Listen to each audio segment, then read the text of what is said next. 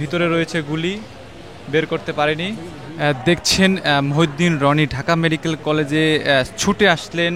আপনারা হয়তো পিঠ দিয়ে ঢুকছে গুলি, পেট দিয়ে বেরোচ্ছে। বাসা শনির একটা গুলি গুলি গুলি লাগছে আপনার বাড়িতে। এখন একটু ইমপ্রুভ করতেছে আস্তে আস্তে। মাঝখানে আইসিইউতে ছিল, এখন আছে, ড্রেসিং চলতেছে। না না, ওনারা অনেক না না না না উনি প্রথমে দু একদিন আমরা একটু মানে ইয়ে হয়েছে, মানে কষ্ট হয়েছিল, কিন্তু এখন ওনারা মানে যথেষ্ট প্রবলেম সাপোর্ট দিতেছে। এবং প্রথম দিকে রুগীর চাপও ছিল অনেক বেশি। আর এখন মানে আমাদের ট্রিটমেন্ট ডাক্তার যা যা মেডিসিন লাগতেছে সব কিছুই ফ্রি। তারপরে টেস্ট যেগুলো লাগতেছে ওগুলো সব ফ্রি। কিন্তু প্রথম দিন যখন ওটি করা হয়েছিল তখন একটু ইয়ে হয়েছিল আমাদের, বা ওটির পরের দিন। এরপরের থেকে আস্তে আস্তে এখন মানে 5 তারিখের পরে থেকেই মোটামুটি সব কিছু এখন ইয়ে আছে। মানে ডাক্তাররা কন্টিনিউ আসতে, একের পর এক ডাক্তার আসতেছে, দেখতেছে কী করা লাগবে, ইয়ে করতেছে। আমার কাছে তো মনে হচ্ছে এটা পুলিশের গুলি। তো এরকম পিঠ দিয়ে ঢুকে পেট দিয়ে বের হওয়ার মতো গুলি পুলিশের কাছে আছে বলে আমার জানা নাই। এবং বাংলাদেশে তো পুলিশ এর আগে অনেক মানুষকে গুলি করছে। হ্যাঁ, এগুলো তো আওয়ামী লীগের সন্ত্রাসীদের গুলি, এগুলো আওয়ামী লীগের সন্ত্রাসীদের গুলি। কারণ এই পুলিশের কাছে এই অস্ত্র থাকার কথা না। বা আগে পরে যত আন্দোলন হয়েছে বা গুলি পুলিশও করছে, আমরা অনেকের গুলিবুদ্ধ হইতে দেখছি, কিন্তু এরকম গুলি আমরা কখনো দেখিনি। হ্যাঁ হ্যাঁ হ্যাঁ। দেখছেন, আমরা যদি দেখাই তার পিঠ দিয়ে গুলি ঢুকে কিন্তু পিঠ দিয়ে বের হয়ে গেছে। এই হয়েছে তার অবস্থা, করুণ অবস্থা। এবং চিকিৎসার কোনো অবহেলা হচ্ছে কিনা স্যার কিন্তু খোঁজ খবর নিচ্ছেন।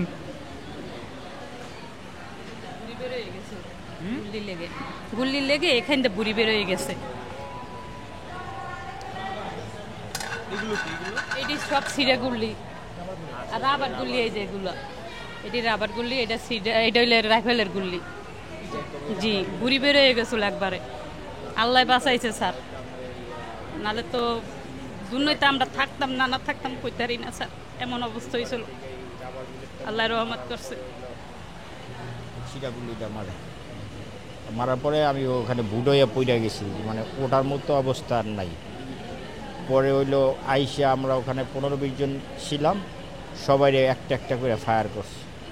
তো যাওয়ার সময় আমার ওই ফায়ারটা করে রেখে গেছে। এটা হইলো ওই যে বাড্ডা ব্র্যাক ইউনিভার্সিটির সামনে পুলিশ করছে। ওখানে আমরা যদি 100 জন লোক থাকি, তখন রাত 2টা বাজে, তো তখন 100 জন এর ভিতরে 90 জনই আহত বা নিহত, কোনোভাবে না কোনোভাবে। মানে আমাদের আবার নিয়ে যাবে যে মেডিকেল, এরকম লোক খুব কম ছিল। এরপর যে আমার এই ভুঁড়িটা বের হয়ে গেছিলো, এটা আমি গেঞ্জি দিয়ে বাইদ্যা পরে অনেক দূর আগায় গেছি, যে হাতে বর করে। সবাই কি বেঁচে আছে তা বলতে পারবো না, অনেকে মারা গেছে। যেমন এখন শুনি আমার এলাকারই অনেক মারা গেছে।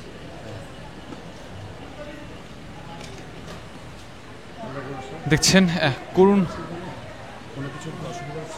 না, এমনি চিকিৎসা ভালোই করতে আছে স্যার, কিন্তু আমার 3টা পোলাপান আছে, এই তো কামাইদার স্যার।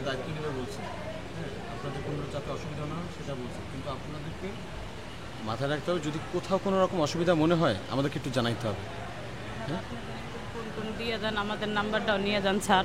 আমরা অনেক কষ্টে আছি স্যার, অনেক কষ্টে আছি। আমার স্বামী তো কামাই করে, আমার 3টা পোলাপান, আমরা কিভাবে চলবো, কিভাবে খাবো? এমনি তো এই যে গ্যাঞ্জামের ভিতরে তো কোনো গাড়ি গুড়ি চালাইতে পারে না, সে ড্রাইভার কোনো গাড়িও চালাইতে পারে না, পিকআপের। স্যার আমাকে নাম্বার নিয়ে যান। আচ্ছা, দেখছেন, খোঁজ খবর নিচ্ছেন, যদি কারো সহযোগিতা লাগে ইমিডিয়েটলি তাদের কিন্তু আপনারা জানেন যে রাষ্ট্রীয়ভাবে কিন্তু দায়িত্ব নেওয়ার কথা বলছেন। সবসময় করলো, এই আন্দোলনে ভালোই করলো। শেষে 5 তারিখ রাত্রে 2টা বাজে এই ঘটনা হইল। এই শান্তি মিছিল কইরা বাসায় গেছে রাত্রে 9টা বাজে। ভালো রাত্রে আগে আন্দোলন করছি, কয়টা দিন হয় নাই, শেষ সময় হবে আনন্দ মিছিল করছি সারাটা দিন, আমার মেয়ে তো কপালে ছিল। তার জন্যই সে নামছে। আরো ছাত্রছাত্রী আমাদের সবই তো এটি সন্তানের মতো আমাদের, তাদের জন্য আমরা সবাই করছি। তখন আমরা রাত্রে করে কোনো হামলা করি নাই, আছে তো যে আমরা ইট পাটকেল মারছি, তো এই জন্য ওরা ফায়ার করছে। তাও করি নাই, একবারে অযথা ফায়ার করছে, যারে পাইছে তারই ফায়ার করছে, কোনো মিস নাই, মানে ছোট বড় নাই, যারে পাইছে তার।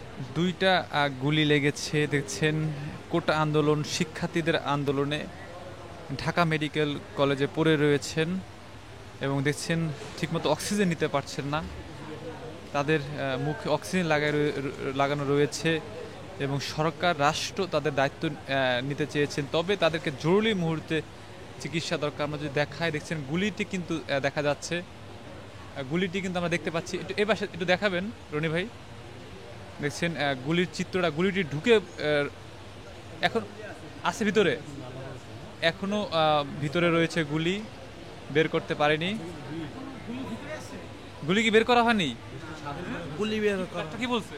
ডাক্তার বলছে একটু সময় ধৈর্য ধরা লাগবে, ধৈর্য ধরা লাগবে, অপারেশন করবে, একটু সময় লাগবে। ডাক্তার বলছে এটা গা আছে, গাটা একটু শুকিয়ে নিয়ে তারপর অপারেশন করবে। শ্বাসকষ্ট হয়, শ্বাসকষ্ট হয়। লাঞ্চের পাশে গুলিটা আছে, লাঞ্চ না একটু কথা বলুন। কোনো পারে নেই, আস্তে ধীরে বলুক, আমরা আছি শোনার জন্য, যতক্ষণ থাকলে ততক্ষণ থাকবে, অসুবিধা নেই। ডাক্তার কিন্তু এতটা হেল্প করে, ডাক্তার হেল্প করতেছে না, সাইডে দিতে চাইতেছে, এই জায়গাতে সাইডে দিতে চাইতেছে। কোথায় নিয়ে কোথায় পাঠাতে চাইতেছে? কেন এই অবস্থা পাঠাবে কেন, কি বলছে? দায়িত্বে কে আছে? আমি ডাক্তার ধরেন 21-22 নম্বর বেড দেখছেন এই মুহূর্তে। আমরা যদি দেখাই বুকে যেটা এখনো গুলি বের করে নেই, হ্যাঁ ডক্টরের সাথে কথা, ডক্টর কোথায় পাওয়া যাবে এখন? ভিতরে রুমে আছে। দেখছেন একজন কোটা আন্দোলনে কিন্তু আহত হয়েছেন, তার বুকে গুলি ঢুকে রয়েছে, তবে ডাক্তার তাকে কি চিকিৎসা দিচ্ছে কিনা সেটি খোঁজ খবর তাকে বলছে তাকে ছেড়ে বাসায় পাঠায় দিবে। আমরা এখন ঢুকতেছি ডাক্তারের রুমে, ডাক্তার কোথায় আছেন? নক করছেন এই মুহূর্তে মহিউদ্দিন রনি।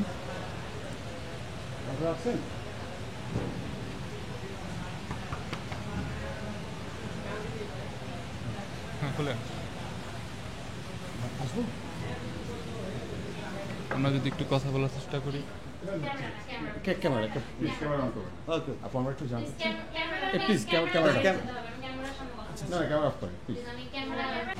কোটা আন্দোলনে একটি রুগী দেখছেন তার কিন্তু বুকে গুলি ঢুকে বসে রয়েছে, গুলি কিন্তু রয়েছে এবং ডাক্তার দেখলাম কথা বললেন ডাক্তারের সাথে, তিনি কি বললেন আসলে, কি জানালেন আপনাকে, বা এটার মানে গুলিটা বের করা যাবে এমন কোনো গুঞ্জন? আচ্ছা, উনি যে কথা বললেন যে ওনার যেখানে গুলি প্রথমে হাতে লেগেছে সেটা চামড়ার ভিতরে ছিল, সেই চামড়ার ভিতর থেকে গুলিটা বের করা গেছে, কিন্তু একটা গুলি আছে বুকের ভেতরে।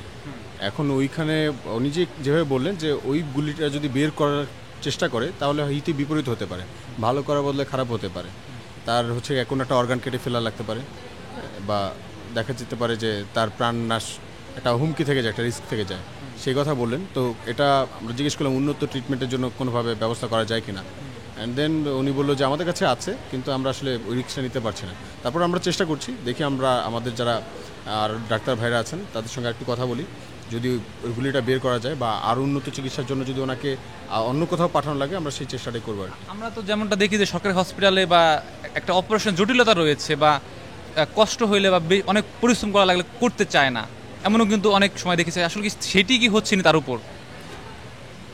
এখন সবাই এটাই বলছে যে ওনাদের প্রতি ভালোভাবে ট্রিটমেন্ট নেওয়া হচ্ছে, তবে একটা অভিযোগ পেয়েছি যে উনি বলেছেন যে ট্রিটমেন্ট মানে রোগীর যে আত্মীয় তিনি বলেছেন যে ট্রিটমেন্ট অত ভালোভাবে পাওয়া যাচ্ছে না, সেটাই আসলে দেখার বিষয় ছিল।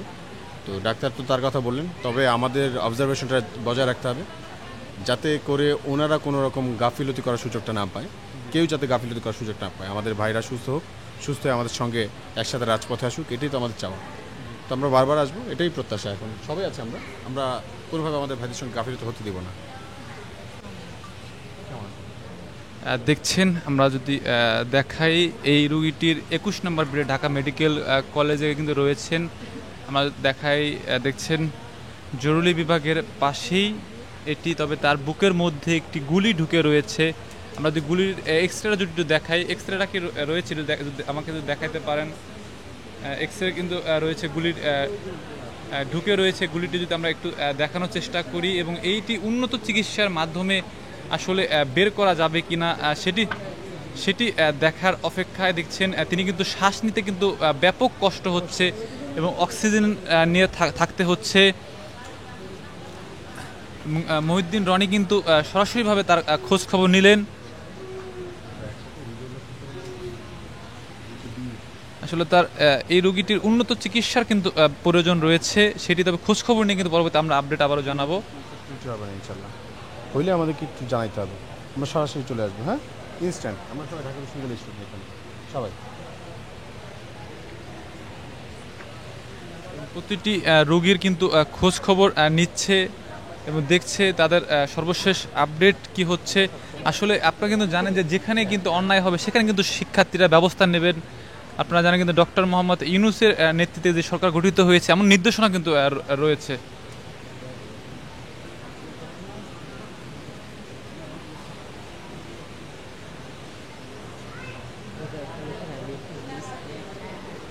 এবং আপনারা যে যেখান থেকে যুক্ত রয়েছেন আমাদের লাইভে রয়েছেন সবাইকে ধন্যবাদ জানাচ্ছি। আমাদের রোগীর চিত্রটা যদি একটু দেখানোর চেষ্টা করি এবং আমাদের সাথে থাকেন এবং সাবস্ক্রাইব করেন।